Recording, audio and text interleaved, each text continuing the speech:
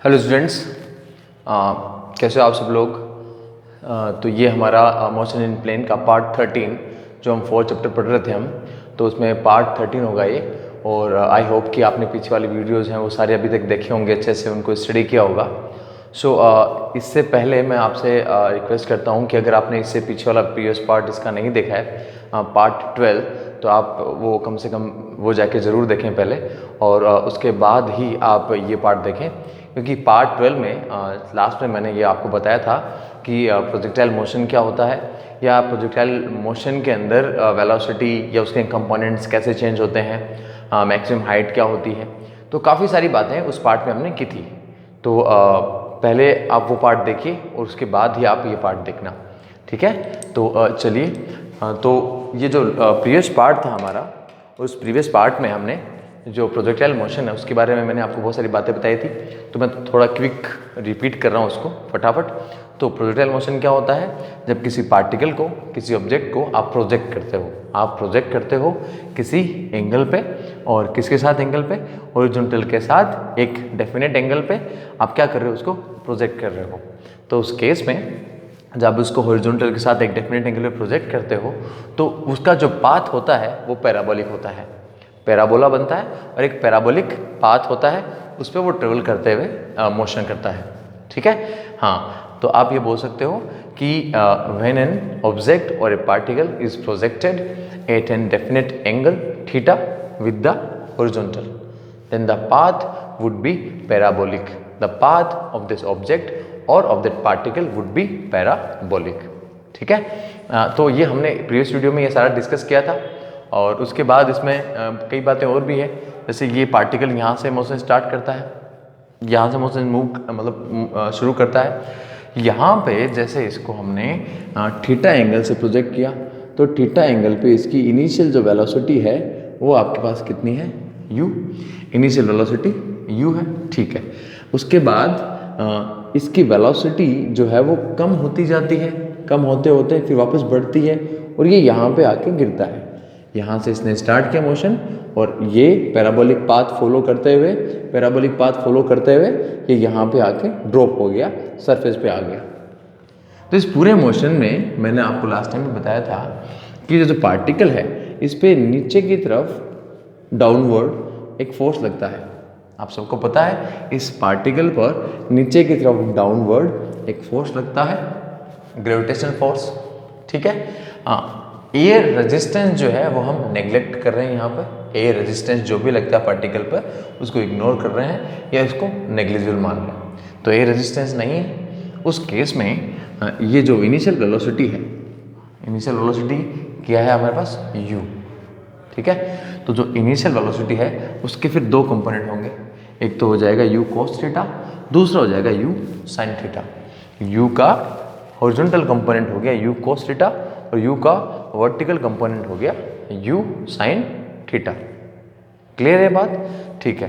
तो ये दोनों कंपोनेंट में से u sin थीटा कभी भी चेंज नहीं होगा। इन दोनों कंपोनेंट में से u sin थीटा जो है वो चेंज नहीं होगा, केवल जो हॉरिजॉन्टल कंपोनेंट है वो ही चेंज होगा, ठीक है। तो सॉरी मैंने उल्टा बोल दिया, सॉरी। ये वर्टिकल कंपोनेंट है वो चेंज होगा, और u cos थीटा कभी भी चेंज नहीं होगा। कभी भी चेंज नहीं होने का मतलब है, मैंने आपको बताया था कि हॉरिजॉन्टल पोजीशन में कोई फोर्स नहीं है, कोई फोर्स नहीं है। फोर्स इस पार्टिकल पर या इस ऑब्जेक्ट पर जो लगता है वो कौन सी पोजीशन में? वर्टिकल पोजीशन में है, और ग्रेविटेशनल फोर्स है। तो जो वर्टिकल कंपोनेंट होगा इसकी वेलोसिटी का, ओनली वो चेंज होगा, ठीक है। हॉरिजॉन्टल कंपोनेंट हमेशा क्या रहेगा? u cos थीटा, यहाँ भी u cos theta. Maximum height, ये जो पॉइंट है, ये पॉइंट हो गया आपके पास, ये हो गया, इसको मैं बोल देता हूँ h max। तो ये मैक्सिमम हाइट वाला पॉइंट हो गया, ठीक है। तो मैक्सिमम हाइट, और फिर यहाँ से ये नीचे जाता है, ठीक है।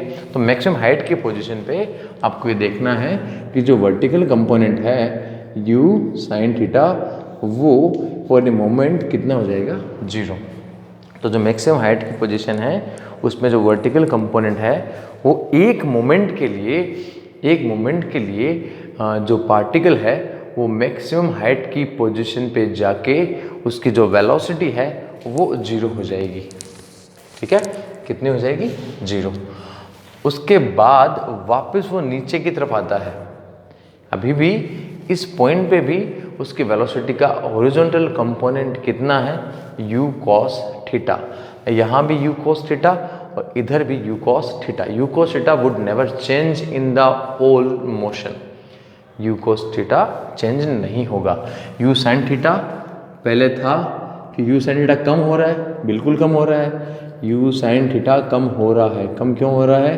क्योंकि आपके पास नीचे की तरफ जो फोर्स लग रहा है, नीचे की तरफ जो फोर्स लग रहा है वो फोर्स बिल्कुल उस फोर्स से क्या होगा? रिटार्डेशन। ये बात क्लियर रखना प्रोजेक्टाइल मोशन में।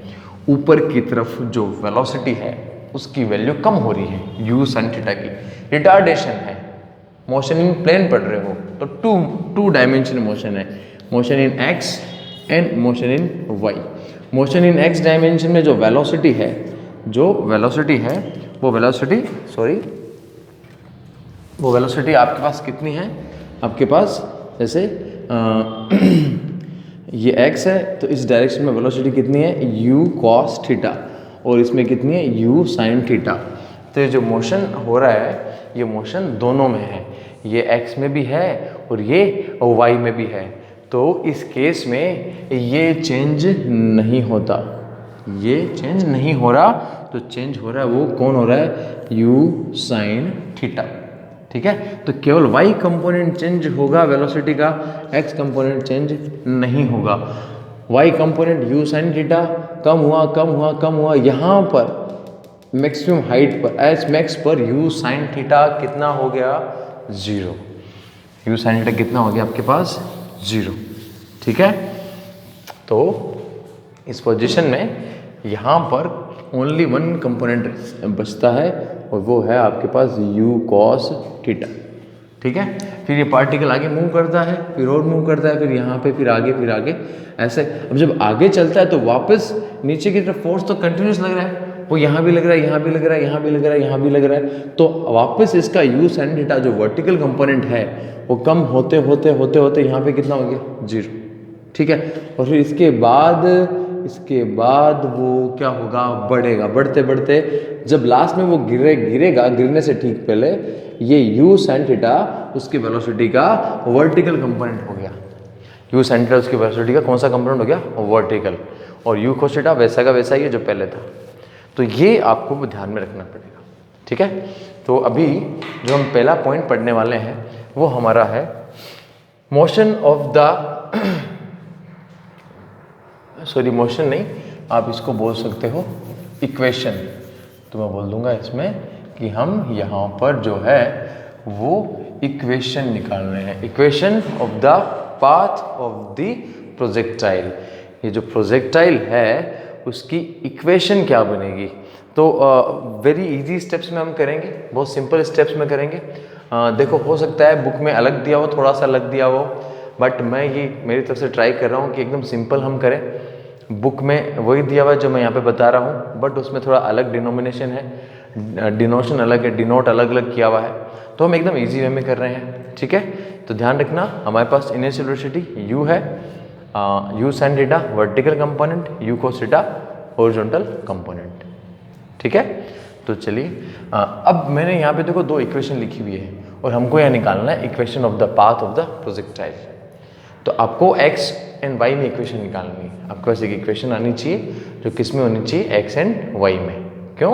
क्योंकि हमारे पास जो मोशन है वो भी कैसा है? प्लेन में है। मोशन प्लेन में है, इसका मतलब इक्वेशन जो है वो x और y में आनी चाहिए। तो हमें एक इक्वेशन लेके आनी है किसमें? x एंड y में। तो मैंने क्या किया कि ये हमारे पास हमने पीछे देखो पढ़ा हुआ है, प्रीवियस पार्ट्स में पढ़ा हुआ है कि इक्वेशंस ऑफ मोशन जो हमने पढ़ी थी 3rd चैप्टर में, उनको हम हर इक्वेशन ऑफ मोशन को 2D में लिख सकते हैं। 2D का मतलब है x डायरेक्शन में इक्वेशन ऑफ मोशन और y डायरेक्शन में। तो ये हम पीछे पढ़ चुके हैं। यहाँ मैंने इक्वेशन ऑफ मोशन लिखी है। इक्वेशन ऑफ मोशन कौन सी लिखी है मैंने? सेकंड इक्वेशन ऑफ मोशन है वो कौन सी लिखी है हमने? Second equation of motion. तो ये तो मेरे पास है x डायरेक्शन में और ये है y डायरेक्शन में। एक्स डायरेक्शन में क्या आएगा, s x is equal to u x t plus half a x t square. Y direction में क्या आएगा, s y is equal to u y t plus half a y t square. हमने पीछे पढ़ा हुआ है, ठीक है। एस एक्स का मतलब है कि ये डिस्प्लेसमेंट है किस में, एक्स डायरेक्शन में, इनिशियल वेलोसिटी एक्स डायरेक्शन में, time taken, acceleration x direction में और time taken. In the same way ये जो एस वाई है, एस वाई हो जाएगा आपके पास डिस्प्लेसमेंट वाई डायरेक्शन में, u y initial velocity y direction में, a y acceleration y direction में और t is the time taken. ठीक है, तो आपने क्या किया, इक्वेशन ऑफ मोशन लिख ली, सेकंड इक्वेशन ऑफ मोशन और x direction and y direction में। ठीक है, अब इसमें दो बातें और देखनी है। देखो जो एक्स डायरेक्शन में जो वेलोसिटी है आपके पास u cos थीटा, तो वो u cos थीटा है, वो पूरे पाथ में कांस्टेंट है, पूरे पाथ में कांस्टेंट है। यहाँ भी वही थी, यहाँ भी वही थी, यहाँ भी वही थी, अभी मैंने बताया था, डिस्कस किया था ना। ठीक है, तो अगर ये कांस्टेंट है, वेलोसिटी कांस्टेंट है, तो उस केस में एक्सेलरेशन कितना होगा आपके पास, उस केस में एक्सेलरेशन कितना होगा, 0, क्योंकि वेलोसिटी तो कांस्टेंट है। तो इसका मतलब है कि एक्स डायरेक्शन में एक्सेलरेशन कितना है, 0। क्लियर है बात? ठीक है, आपको ये भी बताया कि u cos थीटा क्या है, u cos थीटा आपके पास क्या हो जाएगा, ये हो जाएगा वेलोसिटी और कौन सी डायरेक्शन में, एक्स डायरेक्शन में। इसको हम वेलोसिटी का हॉरिजॉन्टल कंपोनेंट भी बोलते हैं और ये वेलोसिटी एक्स डायरेक्शन में भी है। ठीक है, ए वाई कितना होगा, एस वाई आपको पता है, एस वाई क्या होगा आपके पास, एस वाई क्या होगा, u sin थीटा। ये वेलोसिटी है, कौन सी डायरेक्शन में हो जाएगी, डेफिनेटली कौन सी डायरेक्शन में हो जाएगी ये, और ये हो जाएगी मेरे पास वर्टिकल, ये वाई डायरेक्शन में। ठीक है, अब वाई डायरेक्शन में मेरे को क्या देखना है, एक्सेलरेशन। तो एक्सेलरेशन कितना होगा, -g और j कैप। ये ध्यान देना इस बात पे, वाई डायरेक्शन में जो एक्सेलरेशन है वो होगी आपके पास -g एंड j कैप। देखो j कैप ऊपर j कैप होता है, नीचे कितना होता है, -j कैप, ये होता है।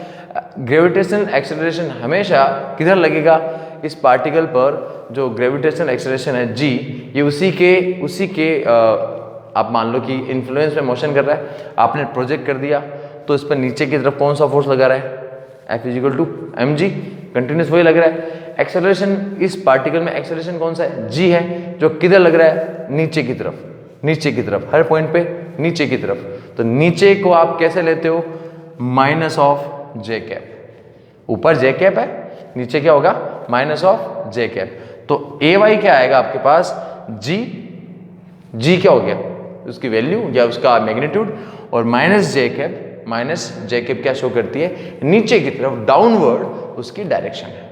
ठीक है, तो आप जो sy जो है, उस sy में जो आपके पास ay आएगा, उस ay की जगह कितना लिखेंगे, -g एंड j कैप, और जो ax है आपके पास, उस ax में कितना आएगा, 0।